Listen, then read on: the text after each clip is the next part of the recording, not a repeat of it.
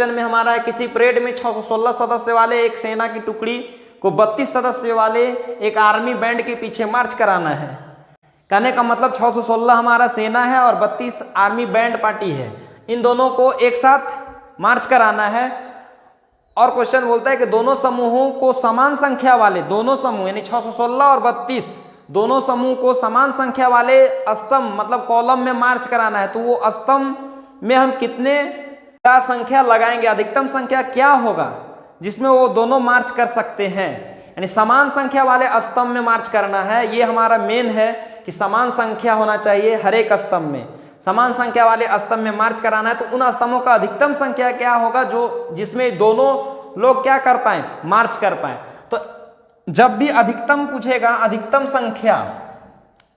संख्या क्या होगा, तो हमारा एचसीएफ का क्वेश्चन है, यानी एचसीएफ से हम अधिकतम निकाल पाते हैं। तो चलिए इसका देखते हैं कैसे हम बनाएंगे। बहुत आसान है, 616 और 32 का एचसीएफ फाइंड करना है। तो स्तंभों की अधिकतम संख्या, स्तंभों की अधिकतम संख्या एचसीएफ 616,32 से प्राप्त होगा। यानी स्तंभों की अधिकतम संख्या जो है, अधिकतम संख्या एचसीएफ से निकलेगा 616 और 32 का। तो हमें यूक्लिड विभाजन एल्गोरिदम लगाना होगा, इसलिए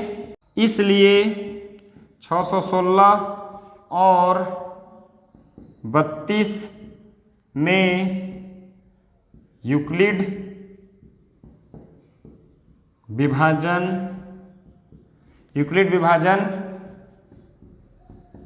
एल्गोरिदम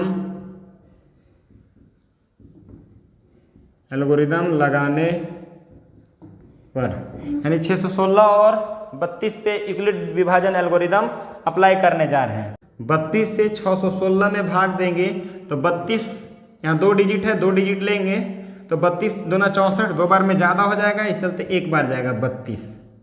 अब घटाएंगे तो 11 में से 2 गया 9 और यहाँ 5 में से 3 गया 2, अब 6 आ जाएगा।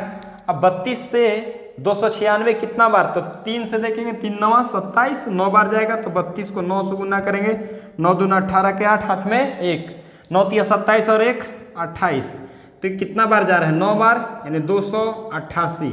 तो 16 में से 8 गया 8 और यहाँ कट गया। अब हमारा देखिए शेष यहाँ 0 नहीं आया, तो शेष 0 नहीं आया तो क्या हमारा फर्स्ट स्टेप क्या हुआ, स्टेप 1 है हमारा, स्टेप 1 है 616 बराबर 32 गुने 19 प्लस 8। तो हमारे यहाँ चूंकि R 0 नहीं आया, शेषफल 0 नहीं आया, इसलिए हम पुनः यूक्लिड डिवीजन एल्गोरिदम का अप्लाई करेंगे। तो 8 और 32 के ऊपर, तो 32 यहाँ आ जाएगा, तो 8 चौका 32। अब देखेंगे तो हमारा शेष क्या आ गया, 0।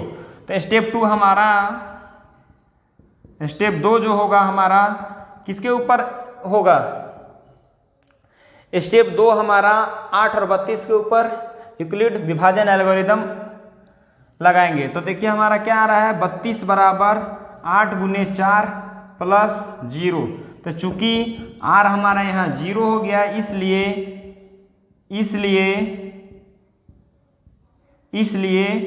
एचसीएफ जो हो जाएगा, एचसीएफ 616 और 32 का वो 8 हो जाएगा। तो इस प्रकार हमारा अधिकतम स्तंभों की संख्या 8 होगी। अतः अधिकतम स्तंभों की संख्या 8 होगी जिसमें वे मार्च कर सकते हैं। इस प्रकार से हम इस क्वेश्चन को भी कंप्लीट किए। तो एचसीएफ के द्वारा हम आसानी से इसे निकाल लेंगे। जब भी क्वेश्चन में बोले कि अधिकतम क्या होगा तो हम एचसीएफ निकालेंगे ही निकालेंगे। ठीक है, चलिए नंबर 4 देखते हैं। क्वेश्चन नंबर 4 कहता है यूक्लिड विभाजन प्रेमिका का प्रयोग करके दर्शाइए किसी धनात्मक पूर्णांक का वर्ग धनात्मक पूर्णांक का वर्ग किसी पूर्णांक के लिए या तो 3m या तो 3m+1 के रूप में रहता है। यानी कहने का मतलब है इसका कि कोई भी धनात्मक पूर्णांक है उसका वर्ग करेंगे, स्क्वायर करेंगे, तो उस स्क्वायर को हम 3m या 3m+1 के रूप में व्यक्त कर सकते हैं। इसी को प्रूव करना है। जैसे कहने का मतलब 5 हमारा कोई धनात्मक पूर्णांक है, इसका स्क्वायर करेंगे तो 5 का स्क्वायर कितना आ जाएगा 25। 25 को या तो हम 3m के रूप में लिख सकते हैं या 3m+1 के रूप में लिख सकते हैं। तो 25 को हम जहां तक लिख पाएंगे 3 × q प्लस या तो 1 यहाँ आएगा या तो 0 आएगा। तो 3 × 8 q पूर्णांक है तो q की जगह में 8 लिख दिए, तो 8 3 की 24 और 1 25। इसी तरह कोई भी अगर हम पूर्णांक संख्या लेते हैं और उसका वर्ग करेंगे तो वर्ग को या तो हम 3q+1 के रूप में लिख पाएंगे या तो 3q। इस क्वेश्चन में हमें मानना होगा दो पूर्णांक संख्या। तो माना कोई धनात्मक पूर्णांक a और b बराबर 3 है। b बराबर 3 इसलिए माने हैं क्योंकि हमको 3 के रूप में लाना है। इसलिए यूक्लिड विभाजन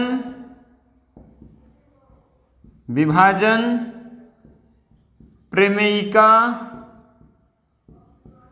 से, यूक्लिड विभाजन प्रमेयिका से हमारा क्या है a बराबर, यूक्लिड विभाजन प्रमेयिका से हमारा है a बराबर bq प्लस r, जहां r बराबर क्या होता है, r बराबर होता है 0 के बराबर या 0 से बड़ा लेकिन b से छोटा। हम जो माने हैं वहां क्या है b के जगह पे 3q प्लस r, तो इसके लिए हमारा r का जो वैल्यू हो जाएगा वो 0 से बड़ा लेकिन 3 से छोटा रहेगा। यानी कहने का मतलब r जो होगा या तो 0 होगा या तो 1 होगा या तो 2 होगा, 3 से छोटा इस चलते 2 तक। अब हमें यहाँ 3 केस मिलेगा। r के जगह पे हम 0 रखेंगे, एक बार 1 रखेंगे और एक बार 2 रखेंगे। आइए हम अब केस 1 लेते हैं। केस 1 जब हम लेंगे तो r बराबर क्या हो जाएगा 0, a बराबर क्या हो जाएगा, r के जगह में 0 रखेंगे तो 3q प्लस 0, यानी हमारा 3q हो गया। अब हम संख्या का वर्ग करना है, वर्ग को हमें दिखाना है 3m या 3m+1 के रूप में। तो वर्ग करेंगे दोनों तरफ, तो दोनों तरफ वर्ग करने पर a स्क्वायर बराबर, इसको वर्ग करेंगे तो क्या आ जाएगा 3 का स्क्वायर 9 और यहाँ q का स्क्वायर q स्क्वायर। अब यहाँ हम इसे इस रूप में लाने का कोशिश करेंगे। तो देखिए 9 को हम लिख सकते हैं 3 × 3q स्क्वायर। अब यहाँ पे 3q स्क्वायर, q कोई पूर्णांक है, पूर्णांक का वर्ग करेंगे और उसे किसी पूर्णांक के साथ गुना करेंगे तो ये पूर्णांक आएगा, इसलिए इसके जगह पे एक नया पूर्णांक m हम ले लेते हैं, यानी m एक पूर्णांक है, पूर्णांक है। उसी तरह केस हम 2 लेंगे, केस 2 r बराबर 1 रखेंगे तो a हमारा क्या हो जाएगा, a हमारा हो जाएगा 3q प्लस 1। अब इसको दोनों तरफ वर्ग करेंगे तो क्या हो जाएगा a स्क्वायर बराबर 3q प्लस 1 का स्क्वायर। अब हम इसे a स्क्वायर बराबर क्या हो जाएगा, a प्लस b के होल स्क्वायर में टूटेगा तो a स्क्वायर, ये हमारा a हो गया, ये हमारा b हो गया, a square plus 2 × a × b plus b का स्क्वायर। अब इसके आगे हम लोग देखते हैं a स्क्वायर बराबर 3 का स्क्वायर करेंगे, इसको स्क्वायर तो 3 का स्क्वायर 9 और q स्क्वायर, फिर यहाँ 3 दूना 6 × 1 यानी 6q प्लस 1 का स्क्वायर करेंगे तो 1। अब यहाँ से हम a स्क्वायर बराबर, यहाँ से हम देख पा रहे हैं 3 कॉमन निकल जाएगा, तो 3 कॉमन निकाल लेंगे तो 3 यहाँ बचेगा, यहाँ Q square plus 2q plus 1। अब यहाँ से देखिए ये जो हमारा ब्रैकेट में है इसे m लिख सकते हैं, कोई नया पूर्णांक आएगा क्योंकि q हमारा पूर्णांक है, पूर्णांक का वर्ग, पूर्णांक के साथ गुना फिर जोड़ फिर पूर्णांक, तो ये हमारा फाइनली पूर्णांक ही आएगा। तो a स्क्वायर बराबर 3m प्लस 1, m बराबर 3q स्क्वायर प्लस 2q, एक पूर्णांक है, एक पूर्णांक। तो इस तरह से हम देखें दूसरा केस में भी हमारा जो संख्या था उसका वर्ग किए तो वो हमारा किस रूप में आया, 3m प्लस 1 में भी आया। और फर्स्ट केस में भी हम देखे थे संख्या का वर्ग किए तो वर्ग को हम किस रूप में लिख पा रहे थे, 3m के रूप में आए। अब हम केस 3 को ले लेते हैं, तो केस 3 हमारा क्या है, r के जगह में हम 2 लेंगे, तो r के जगह में हम जब 2 लेंगे तो क्या हो जाएगा, a बराबर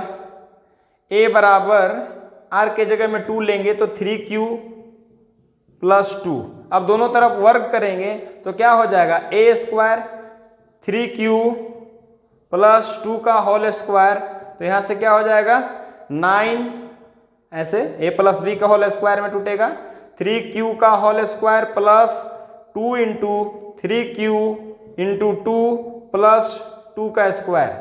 अब यहाँ से हम देख पा रहे हैं इसे 3 को स्क्वायर करेंगे तो 9q स्क्वायर प्लस 3 दूना 6, 6 दूना 12, q प्लस 2 का स्क्वायर करेंगे तो 4। अब यहाँ हमको इस रूप में लाना है 3m प्लस 1 या 3m में, तो इसको हम इस तरह से लिख सकते हैं 9q square plus 12q plus 3 plus 1। 4 को हम लिख दिए 3 प्लस 1 ताकि हमारा यहाँ से 3 कॉमन मिल जाए। तो यहाँ से हम 3 कॉमन ले लेंगे तो क्या बचेगा, 3q square plus 4q plus 1 plus 1। अब हम इसे m बोल सकते हैं, पूरा ब्रैकेट के अंदर एक नया पूर्णांक आ जाएगा जिसे हम m बोल रहे हैं, 3m प्लस 1। तो यहाँ लिख देंगे m बराबर 3q square plus 4q plus 1, एक पूर्णांक। इस प्रकार हम तीनों केस को देख रहे हैं, तो कोई भी संख्या लिए 3 केस बना, उस केस में तीनों संख्या को हम निश्चित रूप से या तो 3m या तो 3m प्लस 1 के रूप में हम लिख पा रहे हैं।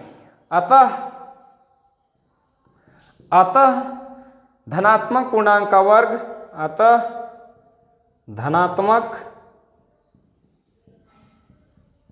धनात्मक पूर्णांक का वर्ग को 3m या 3m प्लस 1 के रूप में लिख सकते हैं, जहां m कोई पूर्णांक है। तो मैं आशा करता हूं कि आप लोगों को जरूर समझ में आया होगा। मैंने रिव्यू करता हूं 1 मिनट में क्या मैंने समझाया। सबसे पहले a और b को पूर्णांक लिए, उस पूर्णांक से यूक्लिड विभाजन प्रेमिका लाए तो हमारा a बराबर 3q प्लस r आया। जब 3 से डिवाइड करेंगे या तो 0 या तो 1 या तो 2 बचेगा। इससे 3 केस एराइज हुआ, तीनों केस को बारी बारी से लिए, r के जगह में एक बार 0 लिए, एक बार 1 लिया और एक बार 2 लिए। तो हम उस संख्या के 3 संख्या मिला, a बराबर 3q प्लस 0, a बराबर 3q प्लस 1 और a बराबर 3q प्लस 2। अभी तीनों को बारी बारी से वर्ग किए, वर्ग करने के बाद इसे हम निश्चित रूप से 3m या 3m प्लस 1 के रूप में लिख पा रहे हैं। तो इस तरह से हमारा 4th क्वेश्चन भी कंप्लीट हो गया।